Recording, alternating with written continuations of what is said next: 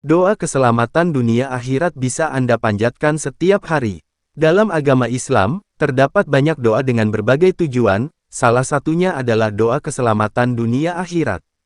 Doa keselamatan dunia akhirat menjadi bentuk ikhtiar pada Tuhan. Memohon perlindungan dan keselamatan dunia akhirat darinya adalah hal yang harus selalu dilakukan. Hal ini karena Allah adalah satu-satunya zat yang mengetahui dengan paling baik apa saja yang dibutuhkan oleh umatnya. Nah, selain doa keselamatan dunia akhirat, ternyata ada salah satu surah di Al-Quran apabila diamalkan insya Allah akan selamat dunia akhirat hingga 7 turunan. Surah apakah itu? Mari langsung kita simak penjelasan dari Gus Baha berikut ini. Di antara yang diyakini madhab Malikiyah, ini saya baca saja teksnya.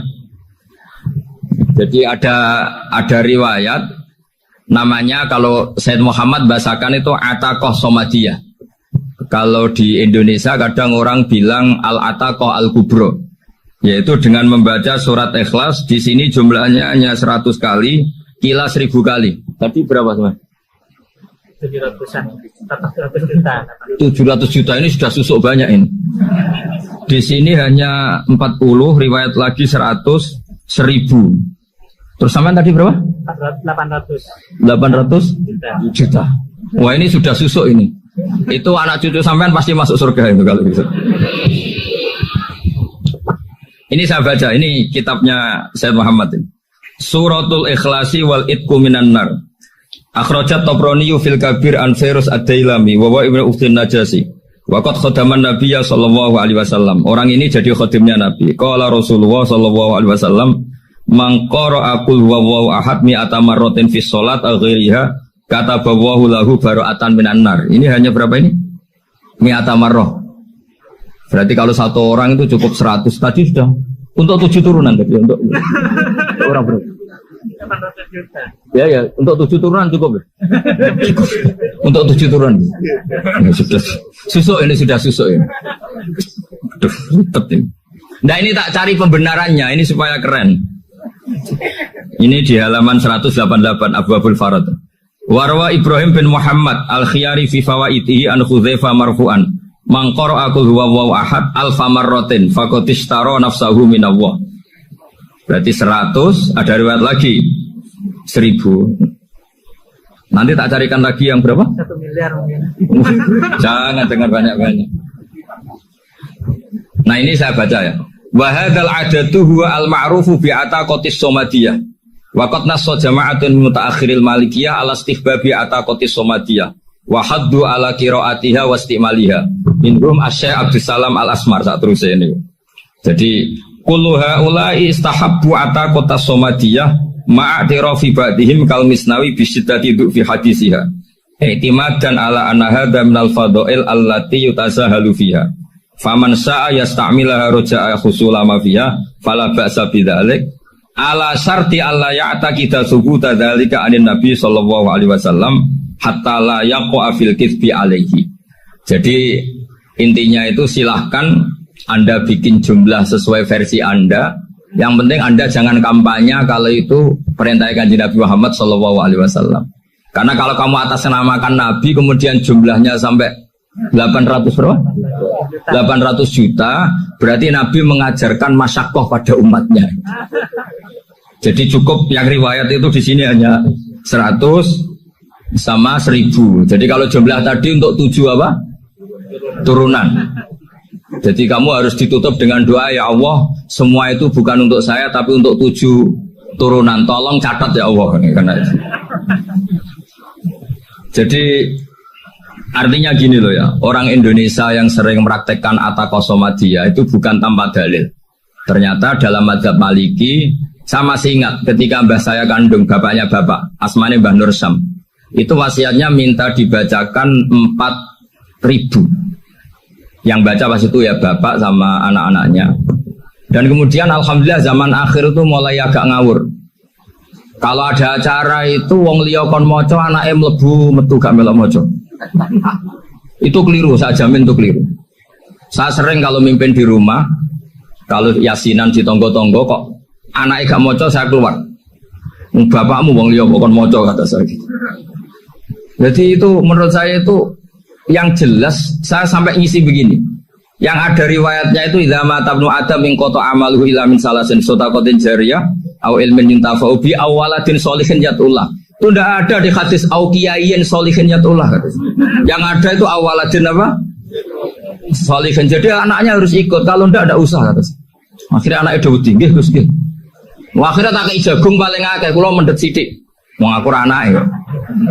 Kadang-kadang enggak, orang lain baca buahnya anaknya mau mlebu metu mau enggak manggakno tamu mbek rokokan. Itu harus ditobatkan itu. Keliru itu. Karena nasnya bukan aukiyayin solihin tapi awaladin solihin. Ini bukan provokator, ini memang ya harus seperti itu.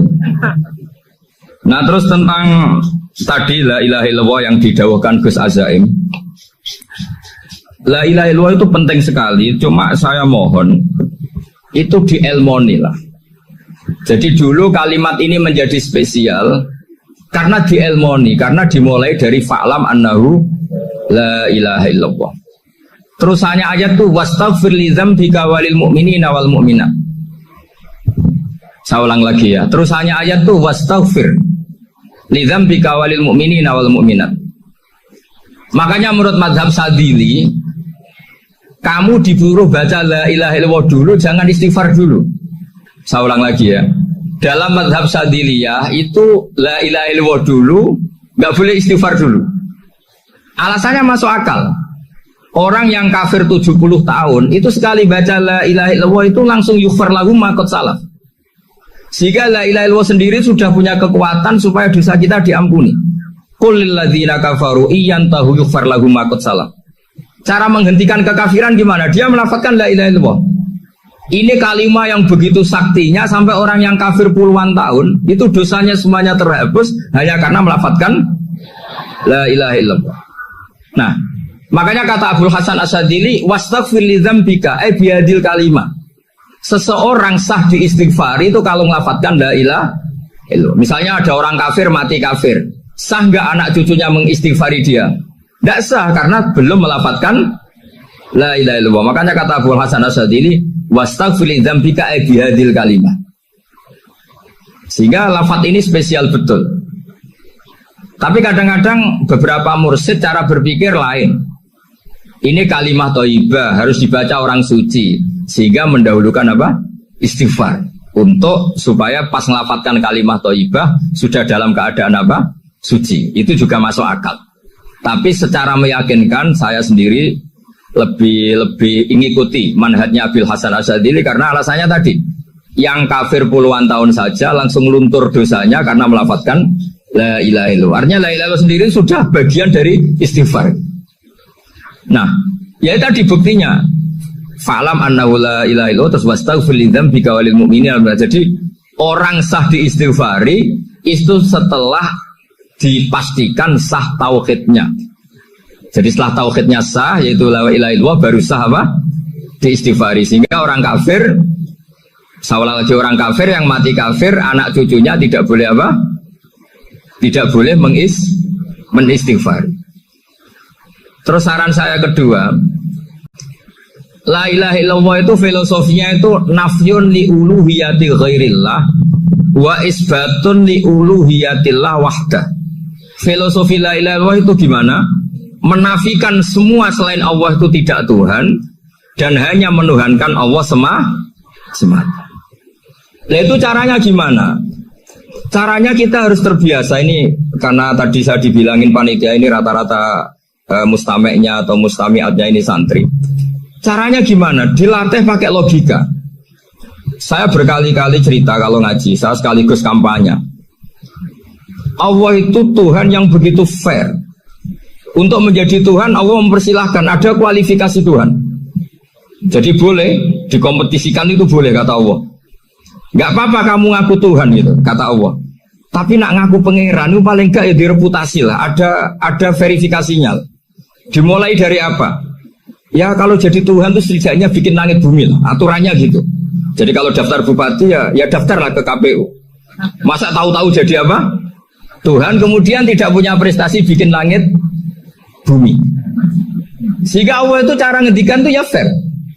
Qul ara'aytum ma tad'una min dunillah aruni ma dakhalaqu minal ardi am lahum syirkum fis samawat. Coba yang kamu tuhankan selain saya, prestasinya apa? Ketika saya bikin bumi itu apa ikut bikin?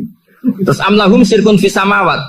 Kalau bikin langit, kalau nggak bisa ya urun lah gitu. Urun semen apa urun bego, pokoknya urun lah gitu. Urun ora, gaya bumi ora, ngerti-ngerti ngaku jadi pangeran.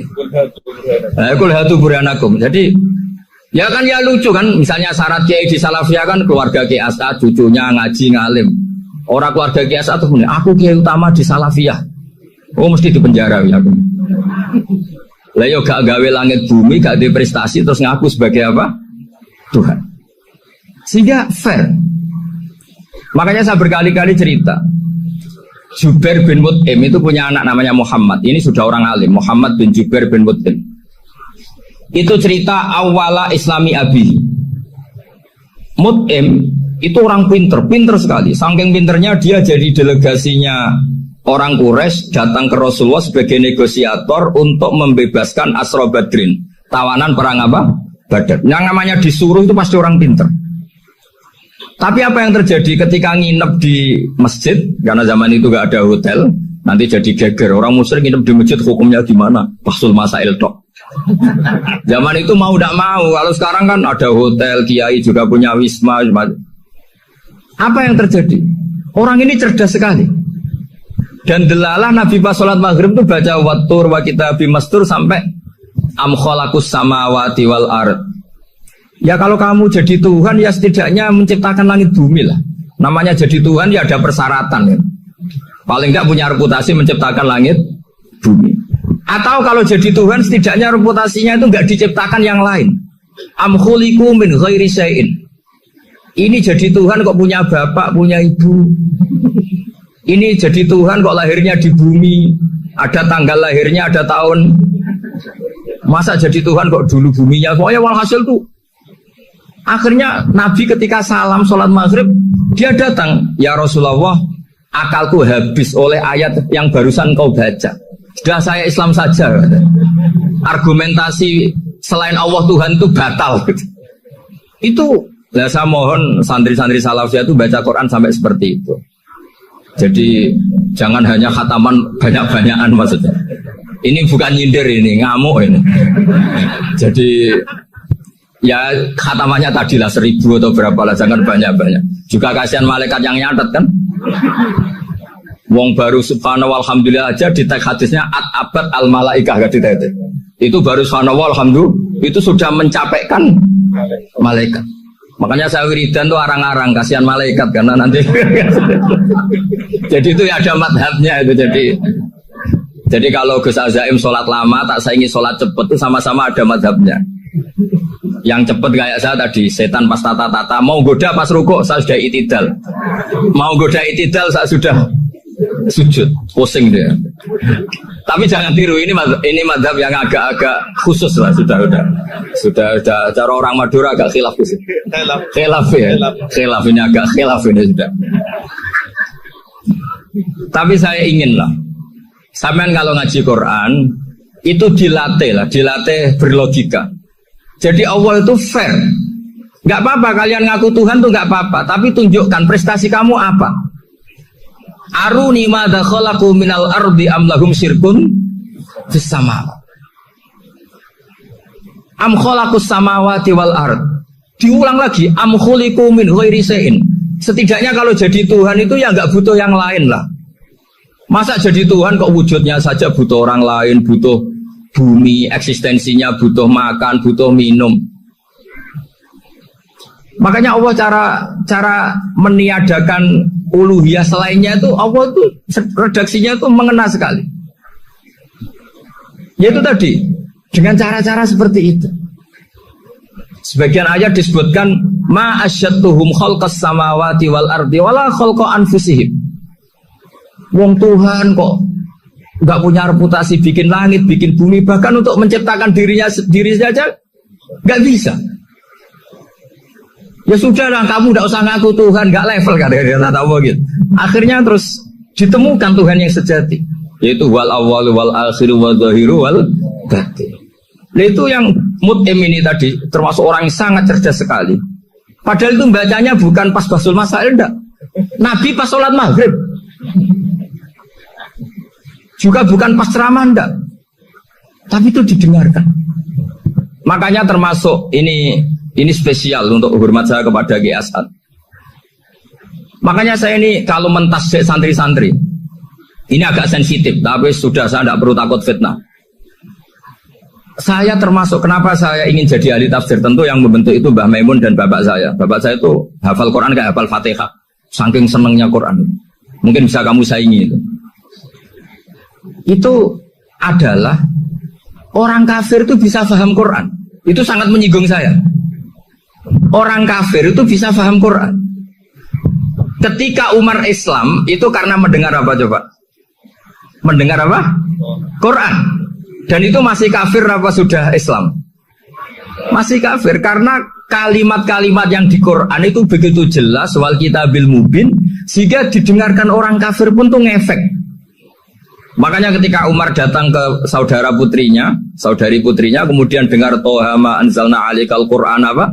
Litasqa, itu dia terus iman. Begitu juga Mut'im. Itu ketika dengar Nabi baca surat At-Tur ya langsung iman. Makanya kata Ibnu Jarir At-Tabari, kamu jangan pernah bilang gini, syaratnya paham Quran itu harus alim, harus gini. Lah nanti berarti orang kafir punya alasan di depan Allah, ya Allah, engkau ngandani kami dengan Quran yang nggak bisa difahami kecuali alim dulu. Lah saya alim gimana? Nggak pernah mondok. Mondok gimana? Saya kafir.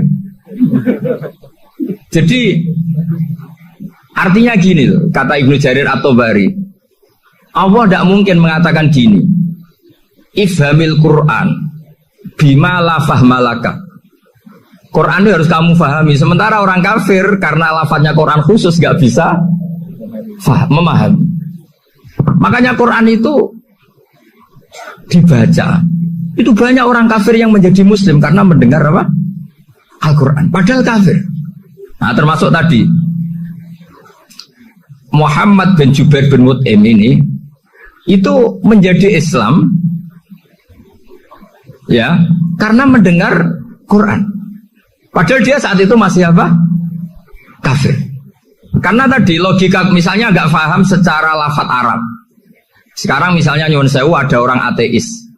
Saya pernah didatangi seorang ateis yang nggak percaya Tuhan. Saya mau Islam Pak Ba, asal Anda bisa menjelaskan Tuhan itu siapa.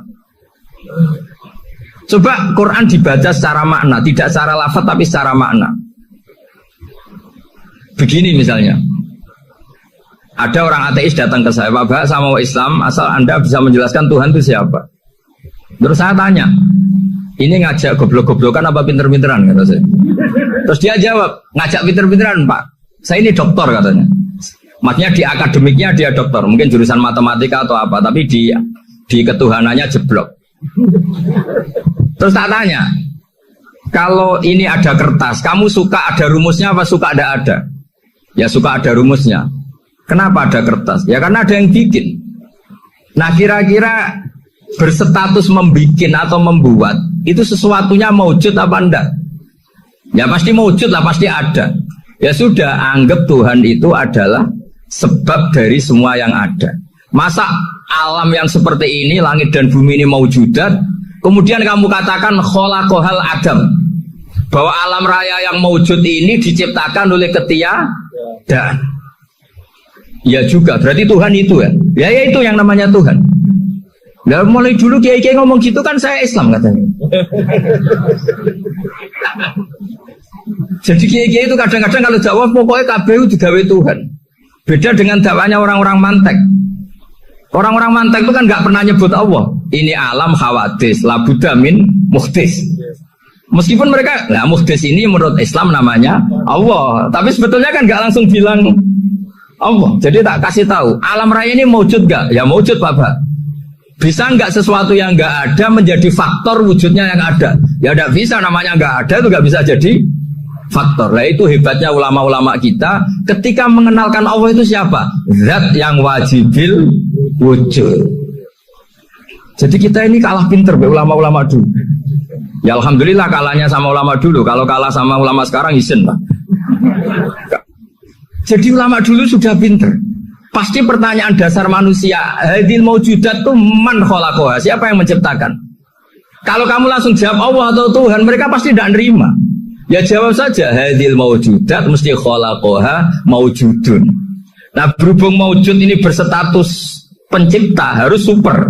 Nah super ini oleh ulama disebut wajibul wujud atau musabbibul asbab, yang oleh Islam dinamai Allah. Tapi kita langsung ngomong Allah, mesti aja bingungkan kan bagi yang bingung maksudnya. Ya saya mohonlah, kalimat-kalimat la ilaha illallah itu diamatilah, diresapi sampai seperti penjelasan saya ini, sehingga punya kualitas ilmu. Karena syaratnya memang fa'lam, harus punya kualitas apa? Ilmu. Ilmu itu apa? Ma'rifatus syai' ala ma huwa alaih. Mengenal sesuatu sesuai detail-detail sifatnya sesuatu itu. Misalnya kalau Allah sudah jadi Tuhan, ya harusnya qabla kulli syai'. Masa Tuhan sama yang dituhani wujudnya dulu yang dituhani, ditemukanlah sifat awal atau qadim. Makanya benar Gus Azaim tadi, kalau sudah bertauhid harus hafal akidah berapa khamsin. Dimulai apa? Wujud. Kenapa harus dikatakan wujud?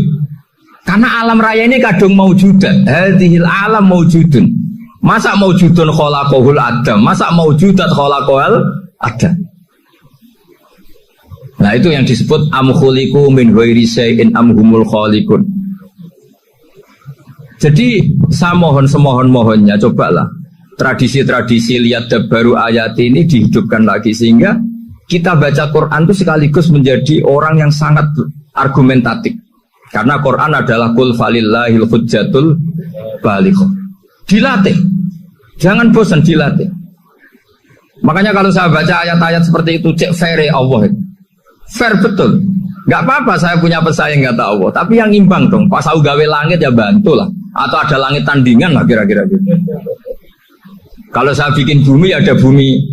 Nah misalnya sekarang orang Cina bikin matahari, materinya dari mana coba? Dari yang sudah ada sekarang kan? Tetap saja agak ikut bikin kan? Tapi kalau Allah bikin langit bumi minal adam minal wujud. Kalau mereka paling rekayasa yang sudah wujud tuh tak.